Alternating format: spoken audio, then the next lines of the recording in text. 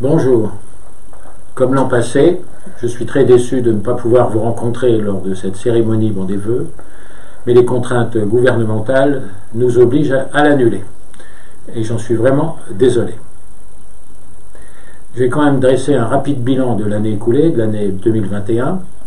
En ce qui concerne le centre associatif, l'ensemble des entreprises ont été choisies en fin d'année et je suis très satisfait parce que les entreprises Valençacaise y tiennent une bonne place. Concernant le site Doubs, la quasi-totalité des études de dépollution ont été faites, menées par l'EPF et financées partiellement par l'ADEME. Nous allons pouvoir très prochainement terminer ces études de dépollution et attaquer des travaux de dépollution. L'urbanisme et la voirie, le troisième volet, si je puis dire, concernant donc l'urbanisme et la voirie, le budget reste identique depuis pas mal d'années, mais nous avons décidé de doubler les travaux de curage, ce qui va permettre d'accélérer l'entretien des routes et donc de moins fragiliser ces routes. Il y a 97 villages et je pense que c'est important pour la commune de pouvoir utiliser ces routes le mieux possible. En ce qui concerne maintenant la culture, nous avons pu, malgré le confinement de l'année dernière, réaliser quelques opérations et c'est tant mieux. Trois notamment. Une pièce de théâtre dans un premier temps, ensuite une chœur d'hommes de Vannes, un concert qui a eu lieu à l'église en fin d'année, et puis un spectacle de rue qui s'est déroulé sur le parvis de la gare. Nous voici maintenant en début d'année 2022.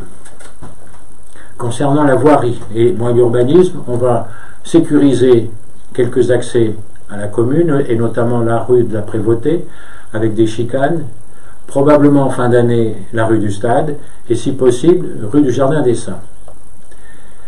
En ce qui concerne maintenant de grosses rénovations qui vont avoir lieu, de gros aménagements qui sont sur deux sites, la place du marché et la rue des Comtes de Rieux. C'est un budget très important et on va notamment faire là toute la voirie, y compris des chemins doux pour permettre aux cyclistes de se promener là-bas.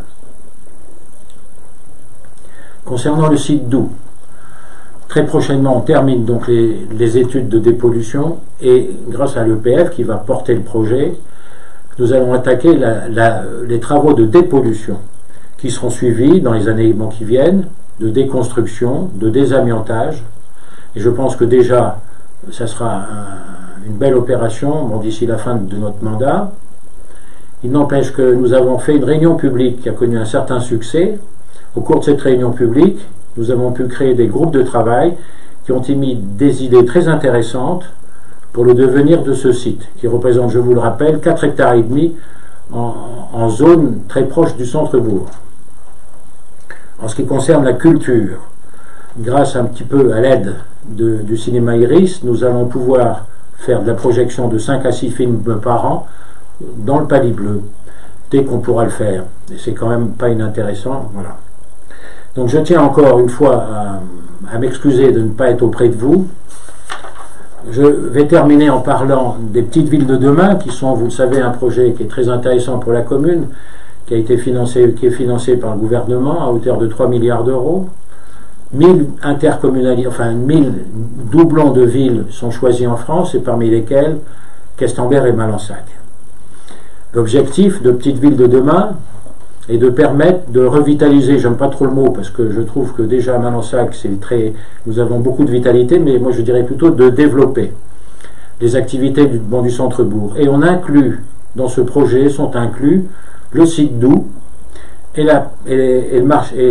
tout le quartier de la gare, excusez-moi. Voilà. Donc nous aurons des études d'ici la fin de l'année qui vont nous permettre de décider quels travaux nous allons faire, mais c'est encore une fois sur un projet sur 2, 3, 4, 5, voire 10 ans. Mais c'est ça qui est intéressant, et des réunions publiques vont avoir lieu tout au courant de cette année 2022, si on peut le faire. Mais c'est très important, parce que je tiens absolument à ce que le public participe à toutes ces à toutes ces idées et directives qui engagent quand même beaucoup la commune dans les années à venir. Voilà. Je vais terminer en vous souhaitant une excellente année et surtout une très bonne santé. Et je vous rappelle qu'il est important cette année de participer au vote. Les présidentielles sont au mois d'avril et il est important de voter. Je vous remercie et très bonne année à vous tous.